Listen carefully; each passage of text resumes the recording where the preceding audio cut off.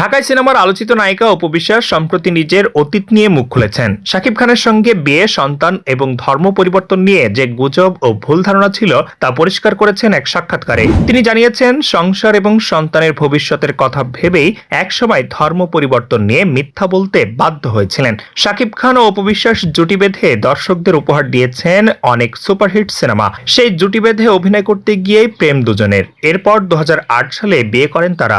বিয়ের কথা দুজনেই গোপন রেখেছিলেন।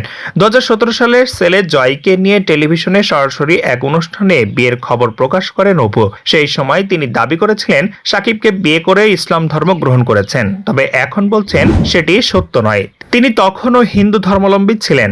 সম্প্রতি গণমাধ্যমে দেওয়া এক সাক্ষাৎকারে একথা বলেন অভিনেত্রী। অপু বিশ্বাস বলেন, সত্যি কথা বলতে বিয়ের পরও আমি পুরনো ধর্ম নিয়েই ছিলাম। ক্যামেরার সামনে অনেক মিথ্যা বলেছি, কিছু কিছু জিনিসের কারণে। প্রথম দিকে নিজের ক্যারিয়ারের জন্য মিথ্যা বলেছিলাম। এছাড়া এ সময় শাকিব আমার স্বামী ছিল, তাকে সমর্থন করাটা আমার দায়িত্ব ছিল। আমরা অনেক প্রোগ্রাম বা শুটিং এ একজন অন্যজনকে প্রশ্ন করতাম, কবে বিয়ে করছো? সেও আমাকে উল্টো প্রশ্ন করত, আমরা বিয়ে কবে করছি?